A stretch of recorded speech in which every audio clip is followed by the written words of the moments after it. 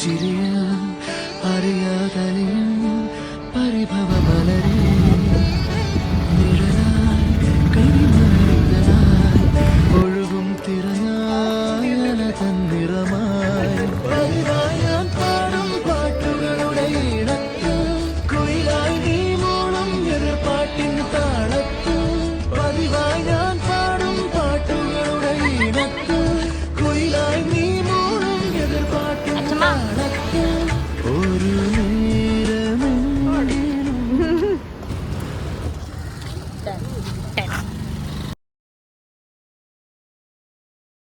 ഇനിയാണ് ഞങ്ങൾ അനുഷ മോൾക്ക് സർപ്രൈസിന് വേണ്ടി പോവാണ്. അപ്പോൾ അങ്ങനെ കുറച്ച് കാര്യങ്ങളൊക്കെ പ്ലാൻ ചെയ്തിട്ടുണ്ടായിരുന്നു. ഇപ്പം ഞങ്ങൾ പോകുന്നത് കേക്ക് വാങ്ങിക്കാൻ വേണ്ടിയിട്ടാണ് പോകുന്നത്. ഞങ്ങളെല്ലാം സെറ്റ് ചെയ്തിട്ടുണ്ടായിരുന്നത് സ്കാൻഡിയിലായിരുന്നു. ദേശാഭിമാനി സ്കാൻഡി വെച്ചിട്ടായിരുന്നു ഞങ്ങളെല്ലാം സെറ്റ് ചെയ്തിട്ടുണ്ടായിരുന്നത്. ആളൊട്ടും എക്സ്പെക്റ്റ് ചെയ്തിട്ടുണ്ടായിരുന്നില്ല ഈ ടൈമിലായിട്ടായിരിക്കും കേക്ക് കട്ടിങ് എന്നുള്ളൊരു സംഭവം. അങ്ങനെ കേക്കൊക്കെ എല്ലാവരും ഹാപ്പി ആയിട്ട് മുറിച്ചതിന് ശേഷം എന്താ പറയുക, സത്യം പറഞ്ഞാൽ അനു എന്ന് പറയുന്ന ഒരാൾ ഞങ്ങളെ സംബന്ധിച്ച് ഞങ്ങൾ 4 പേരും അവളിലാണ് ഡിപ്പെൻഡായിട്ടിരിക്കുന്നതെന്ന് വേണം പറയാൻ. കാരണം ഞങ്ങൾക്കൊരു കംഫർട്ട് സോൺ എന്ന് പറഞ്ഞാൽ അനുവാണ്. അപ്പം ഉണ്ടാകും, എല്ലാ ഫ്രണ്ട്സ് ഗ്രൂപ്പിലുണ്ടാകും ഒരു പെൺകുട്ടി എന്നുള്ള രീതിയിൽ. ഇപ്പം 4 പേരുടെ ഗ്യാങ് ആണെങ്കിൽ പോലും അത് ഗേൾസിന് മനസ്സിലാവാൻ ഏറ്റവും എളുപ്പമായിരിക്കും. 4 പേരുടെ ഒരു ഗ്യാങ് ആണെങ്കിൽ അതിലൊരാളായിരിക്കും എല്ലാവരുടെ കംഫർട്ട് സോൺ. നമ്മൾ എന്താണെങ്കിലും എന്തും പറയാം, എന്തും ഷെയർ ചെയ്യാം എന്ന് പറയുന്ന ഒരാളായിരുന്നു. ലൈക്ക് ആ ഒരാളാണ് ഞങ്ങൾക്ക് അനു എപ്പോഴും. ആൻഡ് അവൾക്ക് വേണ്ടി ഞങ്ങൾ എപ്പോഴും അവൈലബിളായിട്ട് ശ്രമിക്കാറുണ്ട്. പിന്നെ അനു, ഞാൻ നേരത്തെ പറഞ്ഞ പോലെ തന്നെ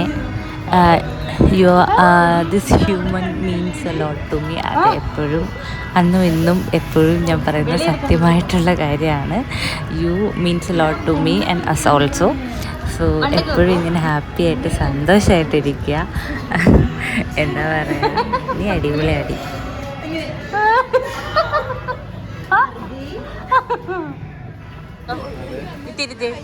ഈ ഗേൾസിന്റെ രഹസ്യം എന്താ? ഇല്ല, വേറെ സാധനം തേക്കുന്നുണ്ട്. ചീവാണ്ടിരുന്നാ എന്റെ ടിപ്പ് പറഞ്ഞു കൊടുക്കാൻ പറ്റും.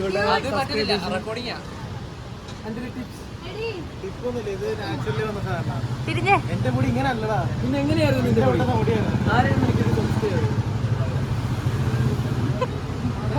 വലിയ പുള്ളിയാ.